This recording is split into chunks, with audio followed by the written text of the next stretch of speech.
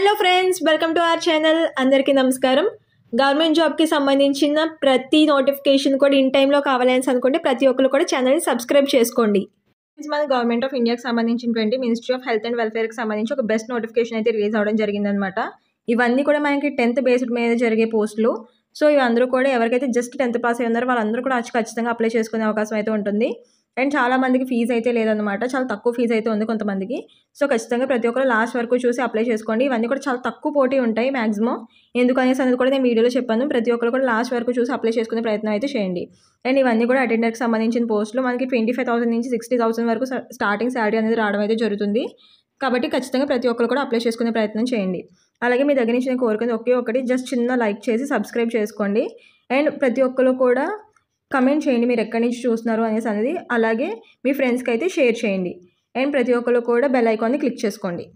Friends, మనకి government of India నుంచి మనకి ministry of health and family వెల్ఫేర్కి సంబంధించి ఒక మంచి గవర్నమెంట్ జాబ్స్ అనేవి రావడం అయితే జరిగిందనమాట. Regional institute of paramedical and nursing సైన్స్కి సంబంధించి జాబ్స్ అనేవి మనకి ఇవ్వడం అయితే జరిగింది. ఇది మనకి 18 ఫిబ్రవరి నుంచి మనకి దీనికోసం నోటిఫికేషన్ అయితే రావడం జరిగిందనమాట. దీనికి సంబంధించి కంప్లీట్ డీటెయిల్స్ అన్ని కూడా ఈ వీడియోలో చూద్దాం. ఎక్కడ కూడా స్కిప్ చేయకుండా లాస్ట్ వరకు చూసేసేయండి.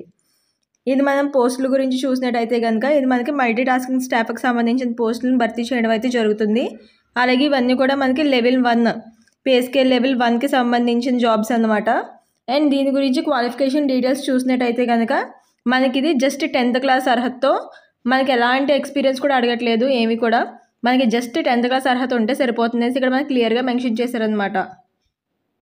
అలాగే ఇక్కడ మనకి ఏజ్ లిమిట్ గురించి కూడా చూసినట్టయితే కనుక ఇక్కడ మనకి 18 నుంచి 27 ఇయర్స్ వరకు ఉన్న వాళ్ళు ఎవరైనా సరే అప్లై చేసుకోవచ్చు అనేసి ఇక్కడ మనకి క్లియర్గా మెన్షన్ చేయడం అయితే జరిగింది. కాబట్టి ఇక్కడ ఏజ్ లిమిట్ అలాగే 10th క్లాస్ అర్హత ఎవరికైతే ఉందో వాళ్ళందరూ కూడా ఖచ్చితంగా దీనికి అప్లై చేసుకోవచ్చు అనమాట. కంప్లీట్గా ఎలా అప్లై చేసుకోవాలి ఏంటి అనేది మనం వీడియోలో కంప్లీట్గా డీటెయిల్స్ అన్ని కూడా చూసేద్దాం. ఎగ్జామ్కి సంబంధించి సెలక్షన్ ప్రాసెస్ గురించి చూసినట్టయితే కనుక మనకి రిటన్ టెస్ట్ అనేది కండక్ట్ చేయడం అయితే జరుగుతుంది 150 మార్క్స్ కోసం. దాంట్లో వచ్చిన మెరిట్ని బట్టి మీరు తీసుకోవడం అయితే జరుగుతుందన్నమాట. అలాగే దీనికి సంబంధించి ఎలాంటి ఇంటర్వ్యూ అలాంటివి ఏమీ కూడా ఉండవనేసి మనకి క్లియర్గా మెన్షన్ చేశారు. అండ్ దీనికి సంబంధించి ఓన్లీ ఒకే ఒక రిటన్ టెస్ట్ అయితే కండక్ట్ చేసి మనల్ని ఈ జాబ్స్ కోసం ఈ మెరిట్ని బట్టి తీసుకోవడం అయితే జరుగుతుందని ఇక్కడ మనకి క్లియర్గా ఇచ్చారు. కాబట్టి దానికి సంబంధించి ఎగ్జామ్ ఎలా ఉంటుంది, ప్యాటర్న్ ఎలా ఉంటుంది అనేసి అన్నది కూడా మనం ఇక్కడ క్లియర్గా చూసుకోవచ్చు. మన ఎగ్జామ్ ప్యాటర్న్ గురించి చూసినట్టయితే కనుక మనకి మల్టిపుల్ చాయిసెస్ క్వశ్చన్స్ ఉంటాయనేసి ఇక్కడ మనకి క్లియర్గా మెన్షన్ చేశారు. అండ్ అలాగే దీనికి సంబంధించి పార్ట్ ABC అనేసి ఉంటాయన్నమాట.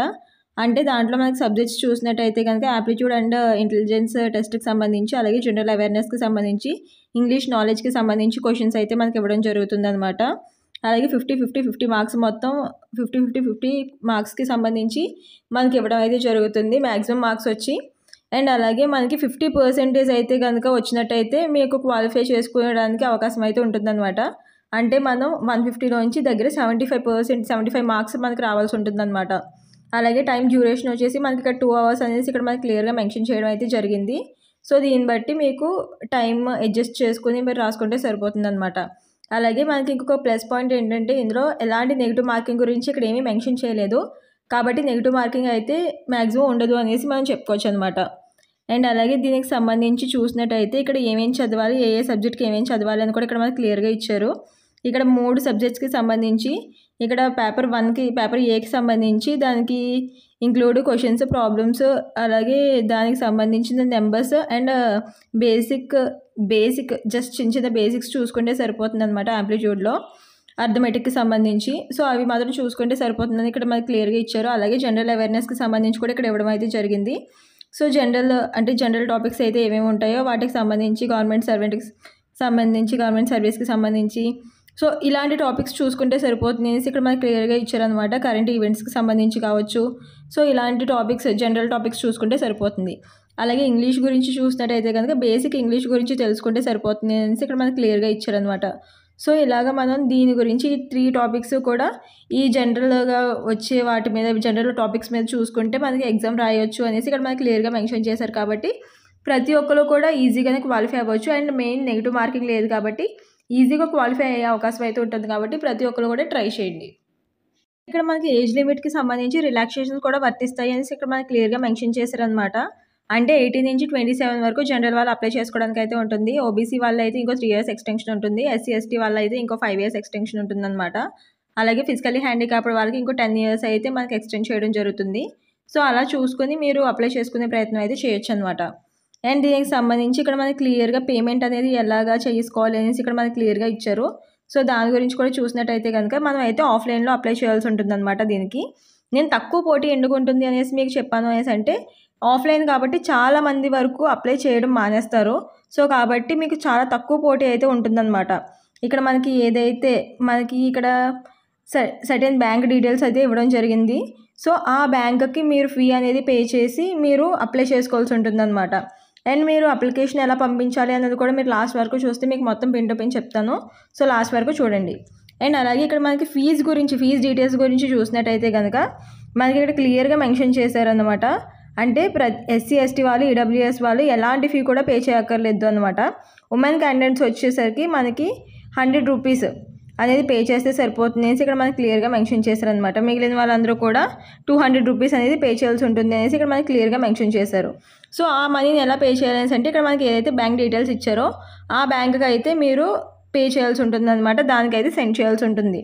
సో దాంతోపాటు మీరు ఎనెక్సర్స్ అనేవి కాపీ తీసుకుని మీరు దానికి అటాచ్డ్ మీ సర్టిఫికేట్స్ అన్నీ కూడా అటాచ్ చేసి పంపించాల్సి ఉంటుంది అనమాట.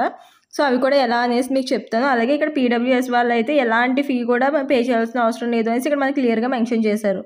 కాబట్టి చాలామంది వరకు ఫీ పే చేయక్కర్లేదు. అలాగే చాలామందికి ఆపర్చునిటీస్ కూడా ఉన్నాయి. కాబట్టి ప్రతి ఒక్కరు కూడా అప్లై చేసుకోవడానికి అయితే ట్రై చేయండి.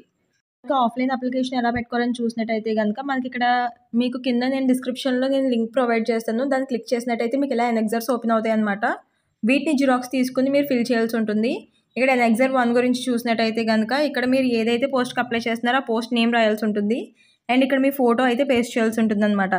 అలాగే ఇక్కడ మీ నేమ్ బ్లాక్ లెటర్స్లో రాయాల్సి ఉంటుంది. అంటే అన్ని క్యాపిటల్ లెటర్స్లో రాయాల్సి ఉంటుంది అనమాట. ఇక్కడ మెరిటల్ స్టేటస్ అంటే మీరు అన్మ్యారీడ్ అయితే అన్మ్యారీడ్, లేదు అనేసి అంటే మ్యారీడ్ అయితే మ్యారీడ్ రాయాల్సి ఉంటుంది.